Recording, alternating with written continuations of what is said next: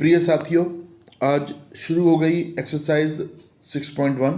सबसे पहले rate of change. तो सबसे पहले हमें समझना होगा कि एप्लीकेशन ऑफ डेरिवेटिव्स में जो हमारा पहला टॉपिक है रेट ऑफ चेंज, इसका मतलब क्या होता है। जैसे कोई y हम फंक्शन x को मान लेते हैं, अगर इसका डिफ्रेंशिएट करें विद रिस्पेक्ट टू x तो हम लिखते हैं dy/dx, और इधर भी या फिर इसको हम लिख सकते हैं f'(x). तो dy/dx का मतलब होता है rate of change of quantity of y with respect to x। अब ये क्वेश्चन है एक्सरसाइज 6.1 का पहला। Find the rate of change of the area of a circle with respect to its radius r when, और जबकि ये दी हुई हैं।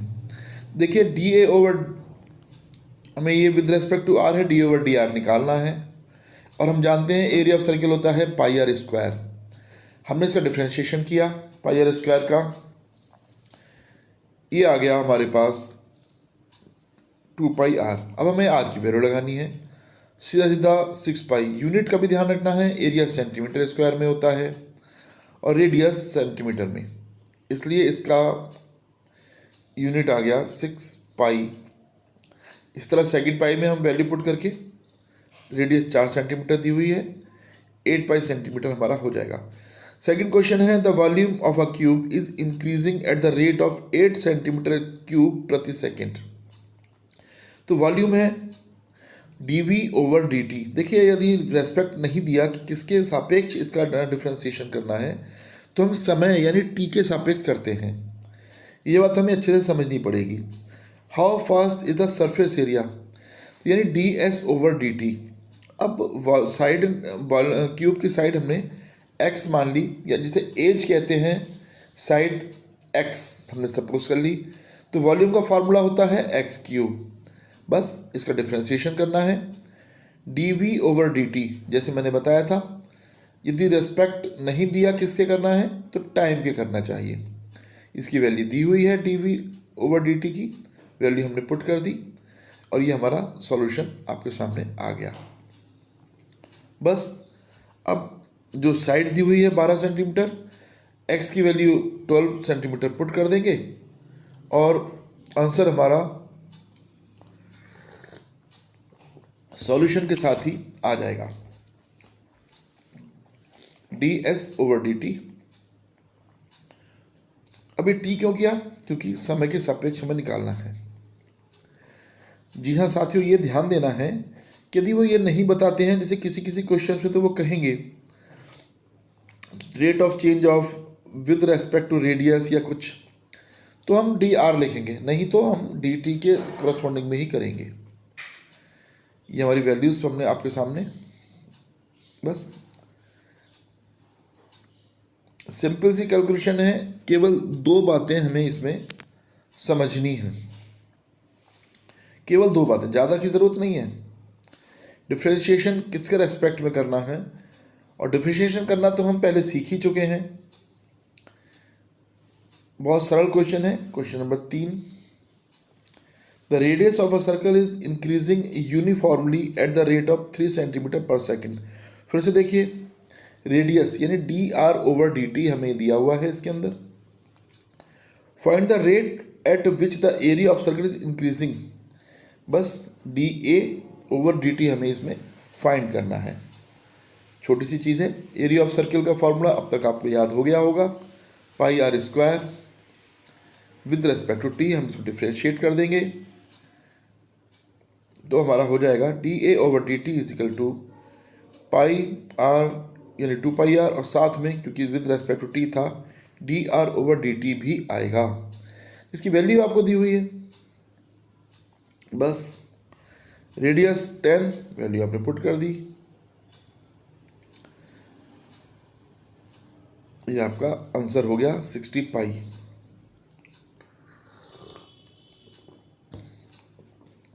N edge of a variable cube is increasing. देखिए वेरिएबल क्यूब यानी जो घटती बढ़ती है, इज इंक्रीजिंग यानी इसकी साइड बढ़ रही है 3 सेंटीमीटर प्रति सेकंड। साइड को अगर हम x मान लें तो dx/dt बराबर 3 सेंटीमीटर पर सेकंड।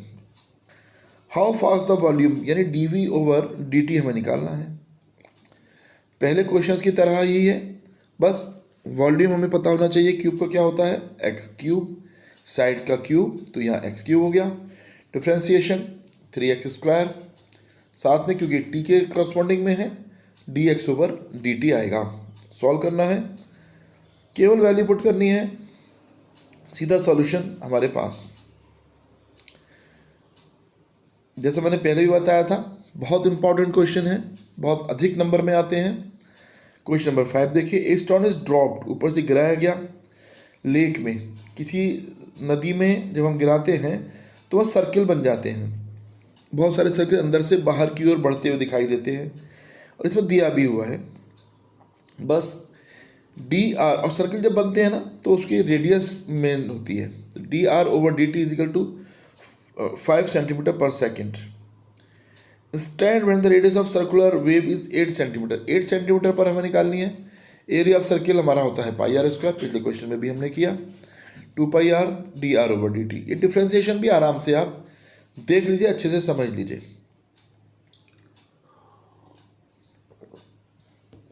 वैसे आपने पहले ध्यान दिया होगा जब हम डिफ्रेंसिएशन कर रहे थे, उसकी बस बिल्कुल सबसे सिंपल यानी 11th वाली एक्सरसाइज के हिसाब से ही ये डिफ्रेंसिएशन हैं। अब the radius of a circle is increasing at the rate of 0.7 centimetre per second, ठीक है ना। D R over D T, एक ही चीज़ बार बार आ रही है। सर्कमफेरेंस आपको निकालनी है, सर्कमफेरेंस होती है 2πr, circumference of circle is equal to 2πr, बस D C over D T, 2πr dr over dt।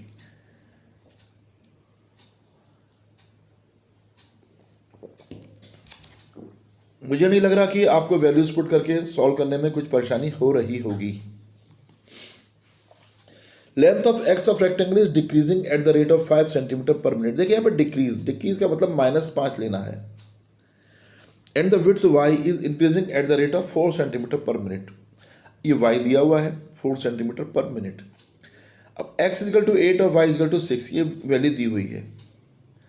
अब रेट ऑफ चेंज निकालना है। रेट ऑफ चेंज यानी चेंज ही तो पकड़ना है आपको, बस पैरामीटर का रेट ऑफ चेंज यानी dp, ये हमारा फॉर्मूला होता है 2l प्लस बी यानी 2x प्लस 2y। तो बस dp डिफ्रेंशिएट आपको दिया ही हुआ है, dp ओवर dt टू अंदर dx over dt plus dy over dt। अब देखिए दोनों वैल्यूज आपके ऊपर की भी ना, dx ओवर dt भी और dy ओवर dt भी, विद साइन हम इसको लेंगे। ये आपका रेट ऑफ चेंज आ गया। डिक्रीजिंग पैरामीटर कितनी डिक्रीज होगी। अब इन्होंने पूछा कि एरिया कितना, बस एरिया का फॉर्मूला भी आप जानते हैं, लेंथ इंटू ब्रेथ। इस क्वेश्चन में x इंटू वाई हो जाएगा, क्योंकि लेंथ x दिया हुआ है, ब्रेथ y दी हुई है। D A over D T, यहाँ पर भी वही वर्ड यूज होगा, साथ में यू वी वाला फॉर्मूला अप्लाई होगा, x D Y over D T plus Y D X over D T. ये दोनों वैल्यूज हमें दी हुई हैं, D Y over D T की भी और D X over D T की भी। ध्यान रखिए चिन्ह सहित लगाना है। बस अब साइड्स हमें दी हुई हैं, x कितना और y कितना, वो साइड भी हम यहाँ पर लगा देंगे तो इस क्वेश्चन को पूरा हुआ। 32 - 30 यानी 2 सेंटीमीटर स्क्वायर। क्वेश्चन नंबर 8, ए बैलून। हम जानते हैं बैलून जो है वो गोला होता है, स्फीयर की तरह ही होगा, और इन्होंने कहा है कि वो लंबा लौकी जैसा हो जाता है फुलाने में, लेकिन उन्होंने कहा वो स्फेरिकल ही रहेगा। 900 cubic centimetres of gas per second, बस तो इसी को पकड़ लीजिए ढंग से। D V over D T is equal to 900 centimetre cube per second. ये हमारा गिवन जो मेन निकालना क्या है हमें, find the rate which the radius, बस D R over D T. Volume होता है 4/3 पायर क्यूब, डिफ्रेंशिएट कर दिया with respect to T, D Y over D T. तो आर क्यूब का हो जाएगा 3r², बाकी सब चीज़ ऐसी ही रहेगी। साथ में D R over D T भी आएगा। क्यों आएगा, क्योंकि विद रेस्पेक्ट टू टी है, विद रेस्पेक्ट टू रेडियस नहीं है। यही तो बात है, बस डिफ्रेंशिएशन में कराते समय भी समझाया था, अभी भी अगर आपको ध्यान होगा तो यहाँ पर कोई परेशानी नहीं आ रही होगी। बस अब तो सिंप्लीफिकेशन है, वैल्यूज पुट करते जाइए, आंसर आपको मिल जाएगा। क्वेश्चन आपके समझ में आ रहे होंगे, खुद करके देखिए, फिर इससे मिलाइए तो ज़्यादा बेटर रहेगा। यदि आप यहाँ से उतारने का प्रयास करोगे तो समझ में थोड़ा कम आएगा। ये भी कर सकते हो कि कैलकुलेशन देख के, वीडियो रोक के, या दोबारा से एक बार खुद कैलकुलेट करो। सिंप्लीफिकेशन किया है केवल, और कुछ नया काम नहीं कर रहे हैं।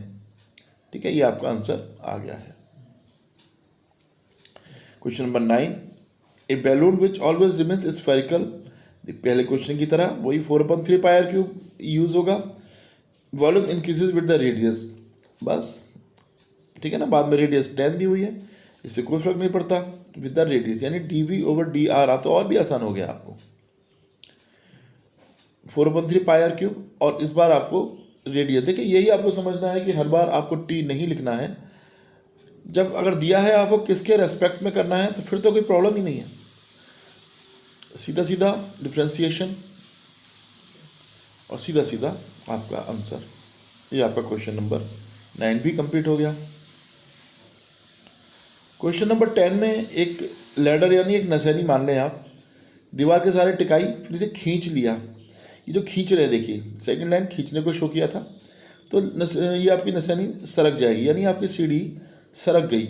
ये जो है आपका एक्स, नीचे का हिस्सा एक्स दिया हुआ है, dx/dt भी दिया हुआ है आपको, कितनी दूर है दीवार से ये भी बताया है, ऊपर जो सरकेगी ये जो हिस्सा है ये आपको निकालना है जी। ठीक है ना, बस पाइथागोरस आप जानते होंगे तो उससे भी आप सरलता से कर सकते हैं कि x² + y² equal to hypotenuse, यानी लेंथ ऑफ सीढ़ी जो दी हुई है आपको 5 सेंटीमीटर लंबी, ये आपको फायदा देगी। पहले आप डाटा नोट कर लीजिए, dx/dt आपको गिवन है, पाइथागोरस लगा डालिए बस, इन ट्रायंगल ABC आप अच्छे से जानते हो। 5² equal to h² + x², h² हो गया आपका 25 - x²। आप चाहो सीधा डिफ्रेंशिएट कर दो इक्वेशन को, आप चाहे वैल्यू निकाल के कर दो। करके देखिए, बार बार एक ही बात करके देखेंगे तो आराम से हो जाएगा।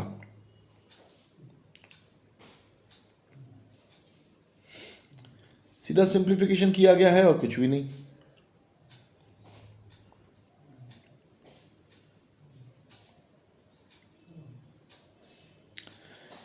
मुझे लगता है बहुत इंपॉर्टेंट क्वेश्चन है ये, पेपर में अक्सर आता है।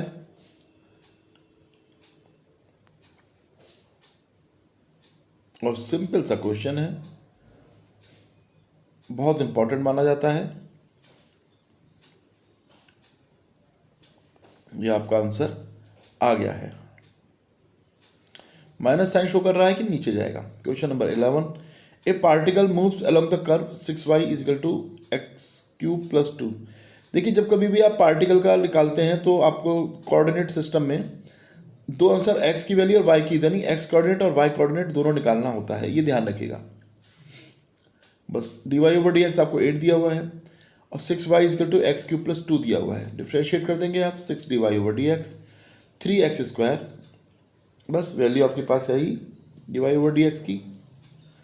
सिंपल सी वैल्यू आपकी x की आ गई। देखिए x की दो वैल्यू आई, +-4, अंडर हमेशा 2 में ही आता है। जब x की वैल्यू आ गई, जैसे मैंने पहले कहा, y कोऑर्डिनेट भी निकालना होगा। अब दी हुई इक्वेशन को सॉल्व करके y की वैल्यू भी निकालनी होगी। जी हाँ, दोनों ही x की वैल्यूज, यानी +4 भी रखना पड़ेगा और -4 भी रखना पड़ेगा। दो वैल्यूज आएंगी, दो कोऑर्डिनेट आएंगे, दोनों पेयर ही आपके आंसर हैं, दोनों पेयर ही आपके ये सॉल्यूशन है। -31, जिस पेयर से जो आंसर निकला ब्रैकेट में दोनों ही लिखकर आपको शो करने चाहिए, जिससे जो निकला, जिसके पेयर में जो है। ठीक है। Question number 13, a balloon which always remains spherical has a variable diameter दी है, देखिए इन्होंने डायमीटर से रेडियस निकालना आप जानते हो, dr/dt 1/2 centimetre per second, note हो गया।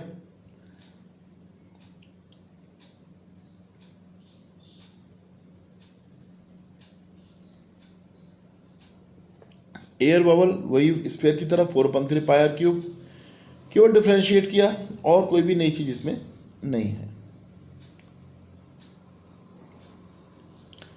रेडियस की वैल्यू लगा दी आपने 1 सेंटीमीटर, 2 पाई इंटू 1 तो 2 पाई ही रहा।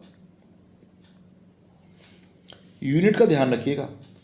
विच always remains spherical has a variable diameter 3/2 2x+1। देखिए डायमीटर दी हुई है, rate of change of with volume dv/dx इन्होंने पूछा इस बार,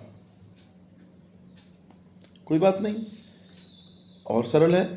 रेडियस की आधी डायमीटर होती है 3/4 2x+1, volume 4/3 pi R cube.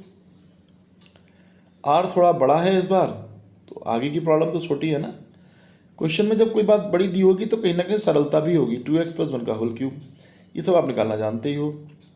Simplify कर दिया, x+1 का होल क्यूब, बस पावर पहले आ जाएगी, विद रेस्पेक्ट टू x ही है, अच्छी बात है। dv/dx 2x+1 का होल स्क्वायर, अब अंदर घुस गए 2 आ गया, ठीक है। 2×8=16। डिफ्रेंशिएशन तो पहले आपको जैसे ध्यान था वही है। Question number 14, sand is pouring from A pipe at the rate of 12 centimetre cube per second, यानी dv/dt आपको दिया हुआ है। ये जैसे पाइप से रेत निकल के गिर रही है, देखिए आपको गिरती हुई दिखाई, और ये ऐसे बनाती जा रही है ढेर, ये आपको निकालना है। हाइट के बारे में आपको एक रिलेशन दिया हुआ है कि हमेशा r का 6 पार्ट, यानी रेडियस आपकी 6h हो गई, ठीक है।